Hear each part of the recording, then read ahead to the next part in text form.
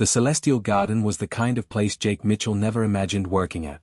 Floating 3,000 feet above the galactic capital, the restaurant catered to the richest and most powerful beings in the Empire. Crystal floors, tables carved from meteorite stone, and a view that stretched across an entire planet. Jake was pretty sure his monthly salary couldn't buy a single appetizer here. He'd only gotten the job because the restaurant needed someone who could work long hours without complaining. Humans had that reputation across the galaxy. Cheap labor. Durable enough. Not particularly special at anything, but decent at most things. Jake didn't mind. The tips were excellent, and he got to see species he'd only read about in school. Besides, after growing up on a struggling colony world, this felt like winning the lottery. Tonight was different though. Tonight, Emperor Vorith himself was dining at the center table. Jake had never seen a draconian in person before.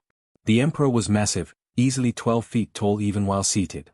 His scales shifted between deep purple and gold depending on how the light hit them.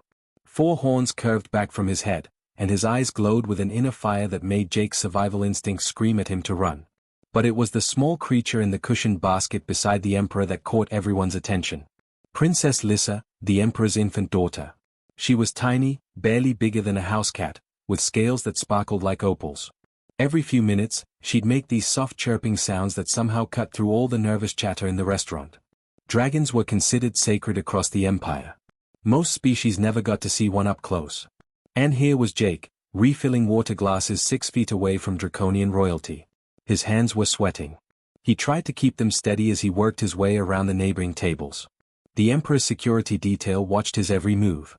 8 guards, each one armed with weapons that could probably vaporize him before he hit the ground. Everything was going fine until the kitchen doors exploded. Black smoke billowed out in thick clouds. Screams erupted from every direction. Jake's eyes started watering immediately.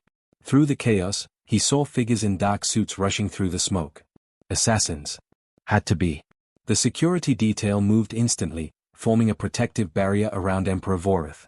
Their weapons powered up with a high-pitched whine.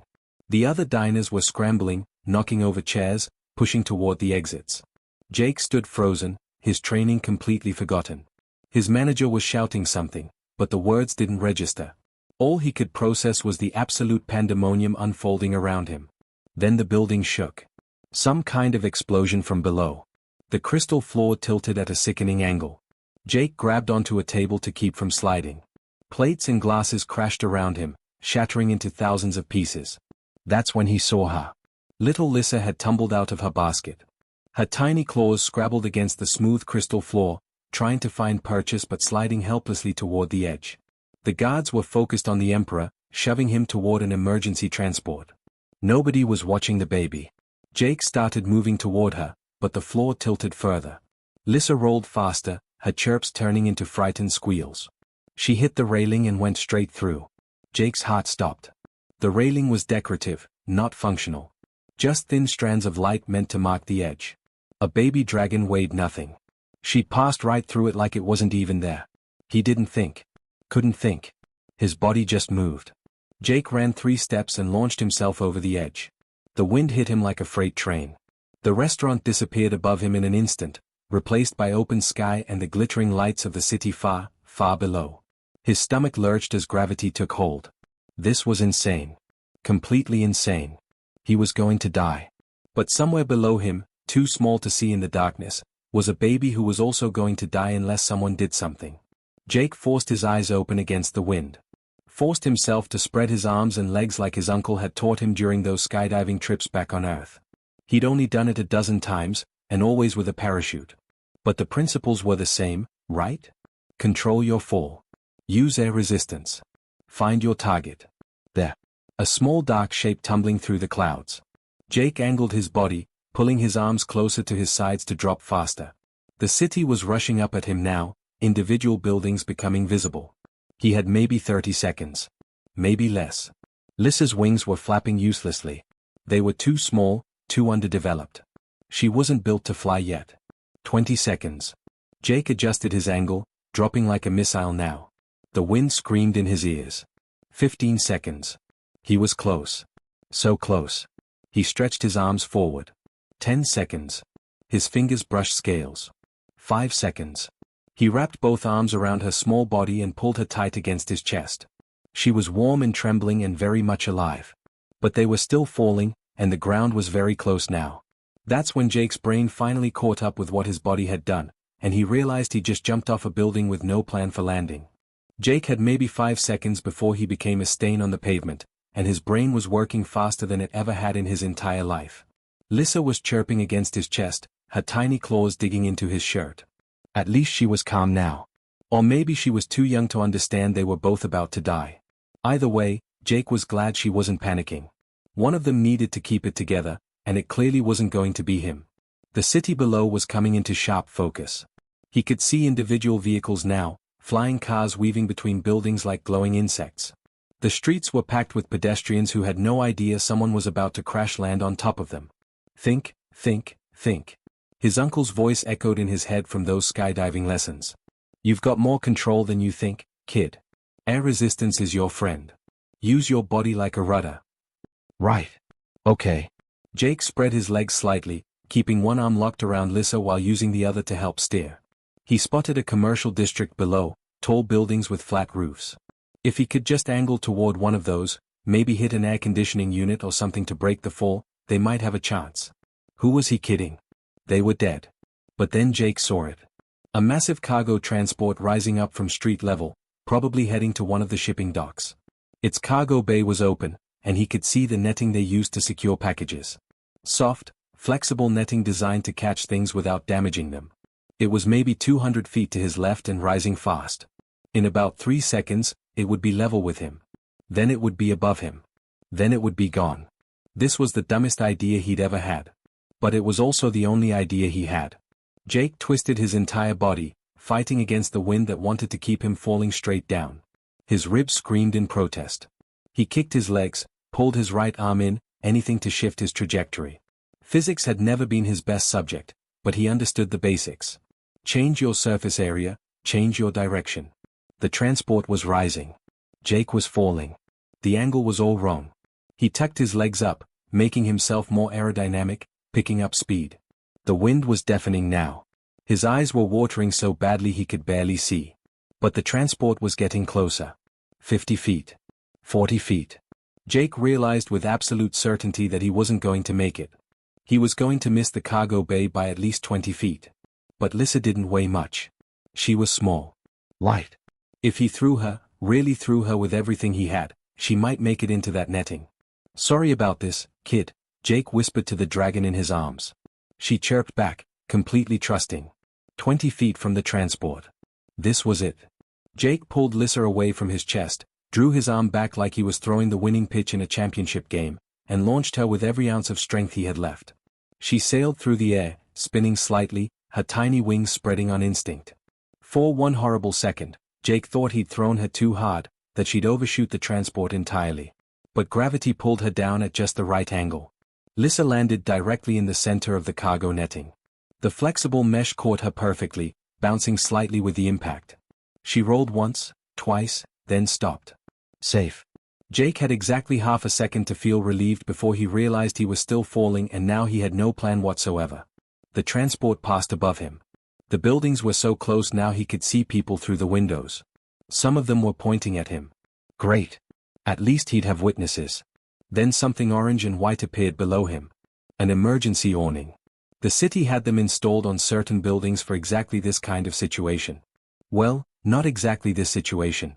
They were meant to catch falling debris or the occasional drunk idiot who got too close to a roof edge. But Jake wasn't about to be picky. He spread his arms and legs again, trying to maximize his surface area. Hit it flat, distribute the impact. That's what the safety videos always said. Jake slammed into the awning at what felt like 1,000,000 miles per hour. The material gave way immediately, stretching like a giant rubber band. But it slowed him down. Not enough, though. He tore straight through and kept falling. Another awning below. Jake crashed through that one too. Then a third one. Each time, the fabric screamed and ripped but took away a little more of his momentum. The fourth awning finally held. Jake bounced once, hard enough to knock the wind out of his lungs. Then he rolled to the side and fell the final 10 feet onto a maintenance platform. Metal grating. Solid. Unforgiving. Everything hurt. Jake couldn't tell if anything was broken because everything felt broken. His left arm was definitely not supposed to bend that way. His ribs were on fire. Something warm was trickling down his face. Blood? Probably. But he was alive. Jake tried to sit up and immediately regretted it. His vision swam. The world tilted sideways. Somewhere in the distance, he could hear sirens. People were shouting. Footsteps thundering toward him. Through his blurry vision, Jake saw something massive descend from the sky. Wings that blocked out the stars. A form so large it made the buildings around them look small. Emperor Vorith landed on the platform with surprising grace for something his size. The metal groaned under his weight. His golden eyes locked onto Jake, and for a moment, the human was absolutely certain he was about to be incinerated for daring to touch the princess. But the Emperor just stared at him. Studying him. Like Jake was some kind of puzzle he couldn't figure out. The little one. Jake managed to whisper. His voice sounded wrong. Distant. She is safe, Vorith said. His voice rumbled like thunder. Because of you. Good, Jake said. That's good. His vision was going dark around the edges. Shock, probably. Or blood loss. Or both. Medical personnel were rushing onto the platform now, alien doctors with equipment Jake didn't recognize. The last thing he saw before passing out was Emperor Vorith still watching him with those burning golden eyes, his expression unreadable. The last thing he thought was that he was definitely getting fired for this. Jake woke up to the sound of humming. Not the gentle kind his mom used to do while making breakfast. This was mechanical, steady, almost musical. Medical equipment, he realized. Alien medical equipment. He tried to open his eyes and immediately regretted it. The light was too bright, too white. Everything was white, actually. White walls, white ceiling, even the blanket covering him was some kind of pristine white material that felt softer than anything he'd ever touched. This definitely wasn't a hospital on his colony world. Those places smelled like disinfectant and had flickering lights that buzzed constantly. This room smelled like nothing at all, and the light was perfect and steady. Jake tried to move his left arm, the one that had definitely been broken. It moved fine. No pain. He flexed his fingers, bent his elbow, rolled his shoulder. Everything worked perfectly. That wasn't possible. He'd broken his arm badly enough to see bone. You didn't just wake up from that completely healed, not even with the best human medicine available. You are awake. Jake's head snapped toward the voice, and he immediately wished he hadn't moved so fast. His vision swam for a second before focusing on the figure standing at the foot of his bed. Emperor Vorith. The Draconian looked even more massive in the enclosed space. His horns nearly touched the ceiling, and his tail was coiled around him like a giant serpent. Those golden eyes were fixed on Jake with an intensity that made his survival instinct scream. Your Majesty, Jake croaked, trying to sit up. His body obeyed, which was weird because he was pretty sure he'd broken at least 6 ribs. I'm sorry, I didn't mean to. I mean, I know I probably broke about 100 protocols by touching the princess without permission, and... Why did you jump? The question cut through Jake's rambling. The Emperor's voice wasn't angry. It was genuinely curious, like he was trying to solve a math problem that didn't make sense. What? You jumped from the restaurant, Vorith said slowly, as if speaking to a child. You had to know you would die. No human has ever survived a fall from that height without assistance. Yet you jumped anyway. Why? Jake blinked. She was falling. That does not answer my question. Yes, it does. Jake sat up straighter, meeting those golden eyes. She was a baby. She was falling. Someone had to do something. My security detail was present. Emergency services were already responding. You had no reason to believe you were the only option. There wasn't time to think about options, Jake said. By the time anyone else reacted, she'd have been too far down. So I jumped. Vorith moved closer, and Jake fought the urge to press himself back against the headboard. The Emperor leaned down, bringing his massive head level with Jake's. She is not your species. Not your clutch. Not your responsibility. You share no genetic material. Your death would have provided no evolutionary advantage to your bloodline. By every logical measure, your action was senseless. Jake felt a spark of irritation cut through his fear. Logic? You want logic? A kid was falling. It doesn't matter what species she is. You see a baby in danger, you help. That's not logic, that's just what you do. No, Vorith said quietly. It is what humans do. Other species do not behave this way. Before Jake could respond, something small and warm landed on his lap. Lissa. The baby dragon chirped happily, her opal scales catching the light as she climbed up Jake's chest and curled around his neck like a scaly scarf. She started making a sound that reminded Jake of a cat purring, except deeper and somehow musical. She has not left this room since you arrived, Vorith said, straightening up. The medical staff tried to remove her 3 times. She set fire to their equipment. Jake gently stroked Lissa's scales. They were warm and surprisingly soft. I'm guessing that's not normal?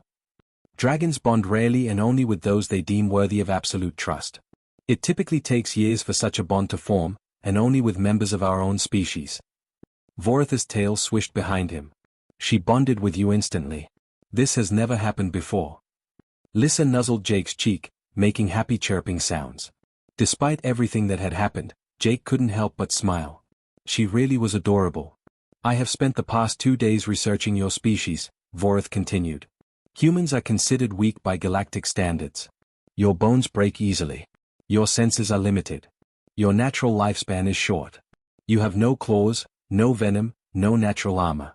By all accounts, your species should have gone extinct millennia ago. Thanks for the confidence boost, Jake muttered. Yet you did not go extinct. Your species thrives.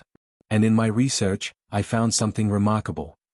The Emperor began pacing, his massive form moving with surprising grace. Your history is filled with accounts of individuals sacrificing themselves for others. Running into burning structures to save strangers. Throwing themselves in front of vehicles to push children to safety. Donating organs to people they have never met. Adopting offspring from entirely different species. Jake shrugged, still petting Lissa. Yeah, that sounds about right. It makes no evolutionary sense, Vorith said, and now there was something like frustration in his voice. Self-preservation is the first law of survival. Yet humans violate this law constantly and call it virtue. Maybe that's why we survived, Jake said quietly. We're weak individually. We don't have claws or armor or any of that stuff. So we learn to protect each other. All of us. Even the ones who aren't related to us. Even the ones who are different. He looked up at the Emperor. Even the ones who aren't our species. Vorith stopped pacing. He stared at Jake for a long moment, those golden eyes unreadable. I have a proposal, the Emperor finally said. Remain here as my daughter's companion while I continue studying your species. You will be well compensated. You will have access to the palace, the archives, anything you require. You want me to be a babysitter? I want to understand what you are, Vorith said. Because I suspect humanity has something my empire has forgotten. Something we need to remember before it is too late. Lissa chirped and tightened her grip around Jake's neck, like she was voting yes on the proposal. Jake looked down at the little dragon, then back up at the massive Emperor who could probably crush him with one hand. Yeah, he said. Okay. I can do that. The Imperial Palace was nothing like Jake expected. He'd imagined gold everywhere, thrones made of jewels, servants bowing every 3 seconds. Instead, it felt oddly empty. Sure, it was massive and beautiful, with corridors that seemed to stretch forever and ceilings so high they created their own weather systems. But it was quiet. Cold. Like a museum after hours. Jake had been living there for 3 weeks now, and he'd seen Emperor Vorith more than he'd seen anyone else. The Emperor watched him constantly. Not in a creepy way, but like a scientist observing a lab experiment. Every time Jake did something normal, Vorith would tilt his head slightly, his golden eyes narrowing in thought. Playing peekaboo with Lissa? The Emperor took notes. Singing her a lullaby from Earth? More notes. Cutting up her food into smaller pieces so she wouldn't choke? Vorith actually asked him to explain the reasoning behind that one. It was weird, but Jake had gotten used to weird pretty quickly. Lissa had grown noticeably in just 3 weeks. She was now the size of a medium dog, and her scales had deepened to a rich purple-blue color. She followed Jake everywhere, chirping happily and occasionally setting small things on fire when she got excited. The palace staff had learned to keep fire extinguishers nearby. This morning, Jake was teaching her to play fetch in one of the palace gardens.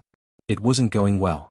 Lissa understood the concept of chasing the ball, but she didn't understand the bringing it back part. She just hoarded them in a pile and sat on top like a tiny dragon guarding treasure.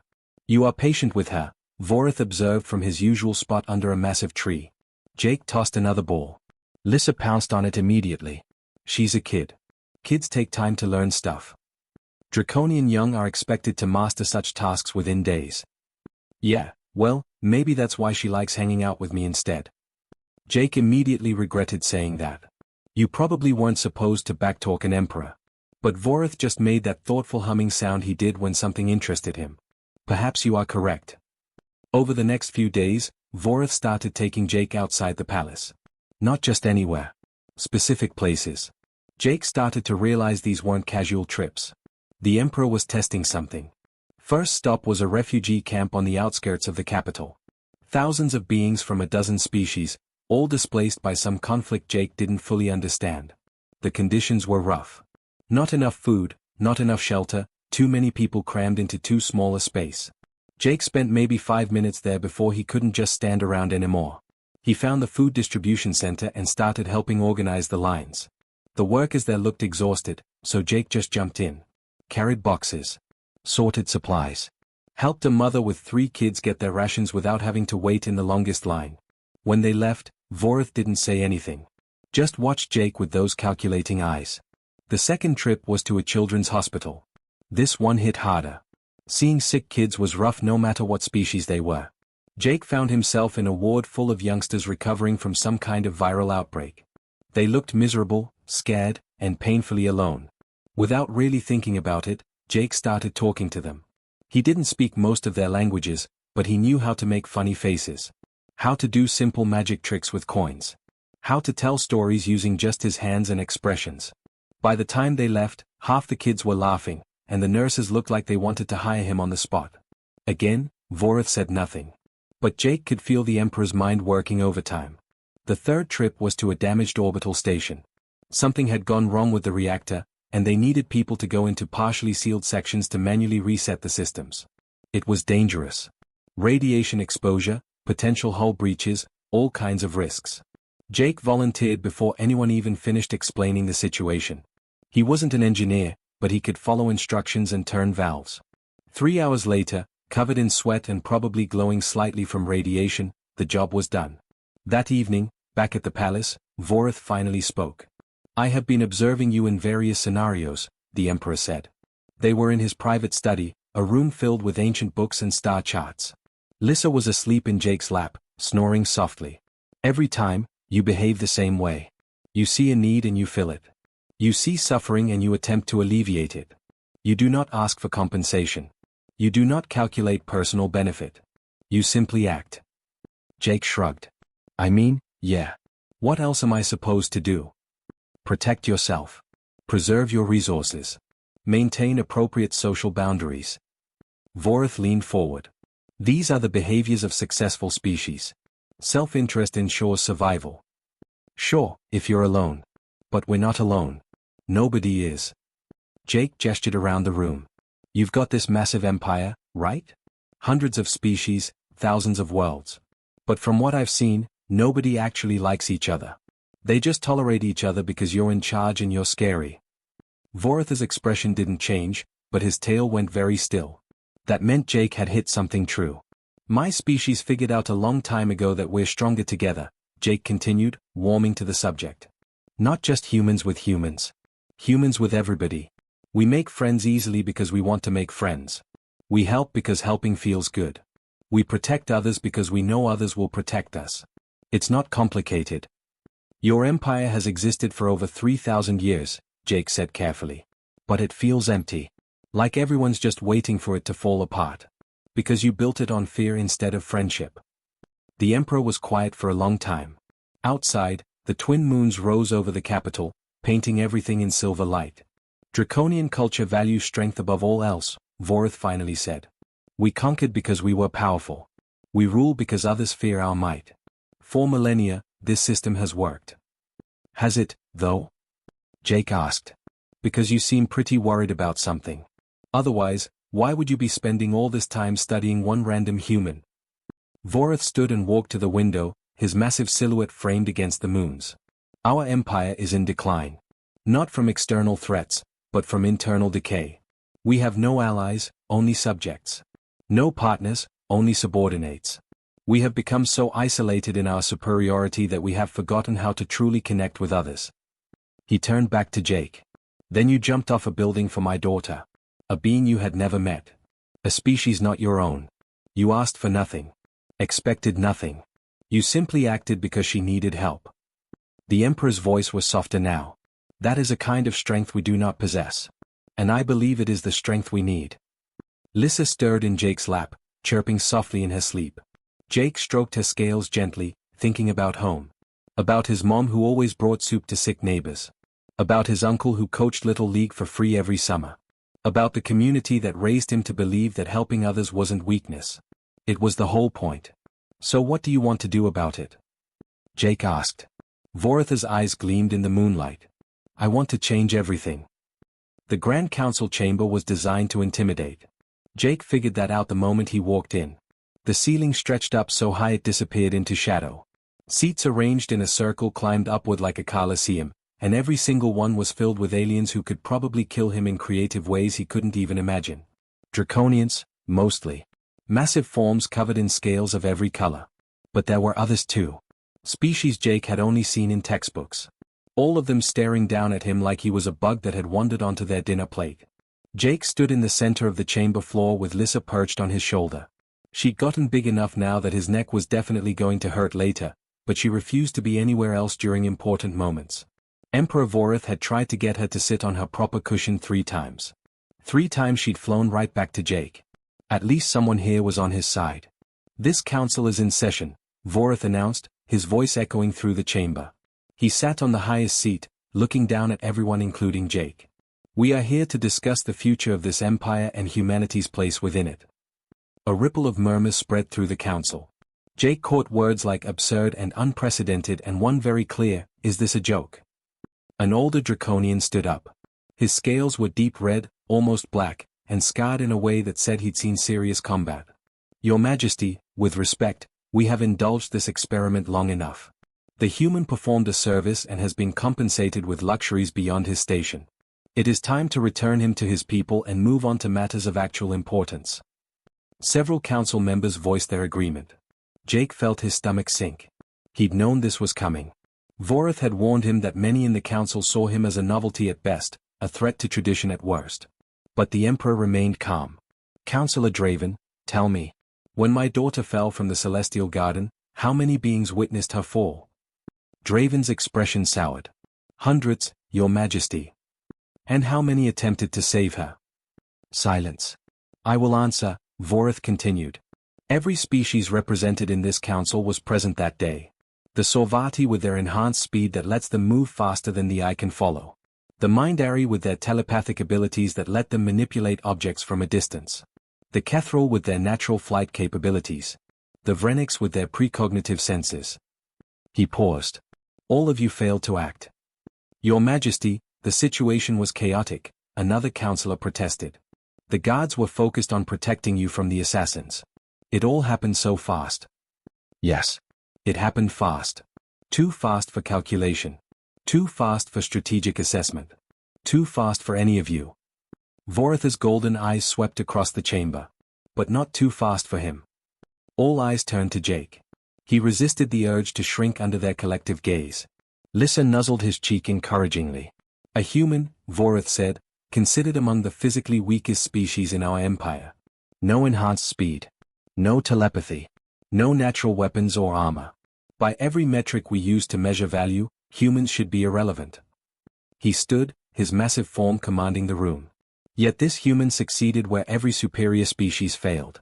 Why? Nobody answered. Jake wasn't sure if they didn't know or just didn't want to say it. Because he did not calculate, Vorith said. He did not assess personal risk versus strategic value. He saw a child in danger and he acted. Immediately. Instinctively. Without hesitation. The Emperor's voice grew stronger. This is not weakness. This is a form of strength we have forgotten exists. Draven stood again, his tone sharp. One act of reckless bravery does not justify a pending millennia of established order. Humans are primitive. Emotional. Unsuited for positions of real authority.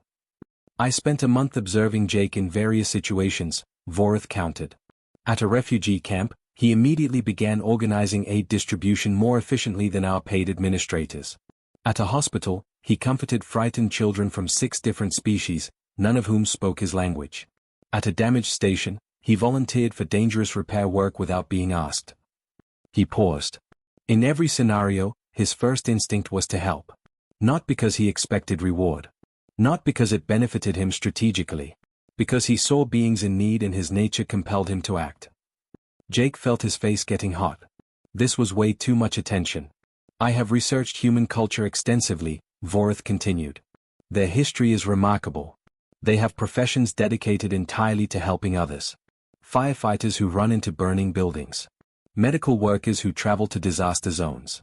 Teachers who work for minimal compensation. They adopt children from other families, other nations, even other species. They form emotional bonds across every conceivable boundary. Another counselor spoke up. This proves they are too emotional. Too soft. An empire requires strength. We have strength. Vorith's voice boomed through the chamber. We have strength in such abundance that we have forgotten what to do with it besides intimidate and conquer. Our empire spans 1,000 worlds, and yet we have no true allies. No partners. Only subjects held in place by fear. His tail lashed behind him. That is not strength. That is isolation wearing strength's mask. The chamber fell silent. Even Draven sat back down. For 3,000 years, we have ruled through might, Vorith said quietly. And for 3,000 years, our empire has slowly crumbled from within. Species plot against us. Rebellions simmer constantly. We spend more resources maintaining control than building anything new. He looked at Jake. This human taught me that we have mistaken power for connection. We have confused fear for respect. We have built an empire that nobody actually wants to be part of. Lissa chirped and spread her wings slightly, as if agreeing with her father. I am establishing the Sentinel Initiative, Vorith announced. Humans will be integrated throughout the empire in positions of education, medicine, counseling, and diplomacy. They will serve as bridges between species. As caregivers. As mediators. They possess an instinct for empathy and cooperation that we desperately need. You cannot be serious, Draven said. Humans in positions of authority. Not authority. Connection. Vorith's gaze swept the council. They will teach us what we have forgotten. How to build loyalty instead of demanding it. How to inspire cooperation instead of enforcing it. How to rule not through fear, but through genuine partnership. And if the council rejects this proposal, another counselor asked. Then we continue as we are. Powerful and isolated. Strong and alone. Watching our empire slowly die from the inside while we pretend everything is fine. Vorith's voice was steel. Or we adapt. We learn. We become something better than what we are. The vote was called. Jake held his breath as the council members registered their decisions. It was close. Painfully close. But when the final count appeared, the initiative had passed by a narrow margin. Jake felt like he could finally breathe again. That evening, Jake stood in his quarters watching the news feeds. Human ships were already arriving. Teachers, doctors, counselors, social workers. People who'd volunteered to come help build something new. The feeds showed them stepping off transports, looking nervous but excited, ready to prove that humanity had something valuable to offer. Lissa was curled up on his bed, now big enough that she took up most of it. She was watching the feeds too, her intelligent eyes tracking the ships. You know this is crazy, right? Jake said to her. A month ago, I was serving drinks. Now I'm supposedly helping reshape an empire. She made a sound that might have been a laugh. Or indigestion. Hard to tell with dragons. Your dad thinks humans can teach the galaxy how to care about each other. That's a lot of pressure to put on a species that still can't agree on what counts as pizza. Lissa chirped and nuzzled his hand. Jake scratched behind her horns, right where she liked it. On the screen, a human woman was being interviewed. A teacher, heading to a colony world to work with mixed-species schools. She looked scared but determined. Someone has to try, she was saying. If we can help, even a little, then we should. Jake smiled. Yeah. That sounded about right. The galaxy was about to learn what Emperor Vorith had figured out. That humanity's weakness was actually its greatest strength. That the ability to care about people different from yourself wasn't a flaw. It was a superpower. And maybe, just maybe, it was exactly what a crumbling empire needed to become something worth believing in again. Outside, ships continued to arrive. Inside, a baby dragon slept peacefully next to a human who jumped off a building without thinking twice. Because that's what humans do. They see someone who needs help, and they help. Even if it's crazy. Even if it's dangerous. Especially then.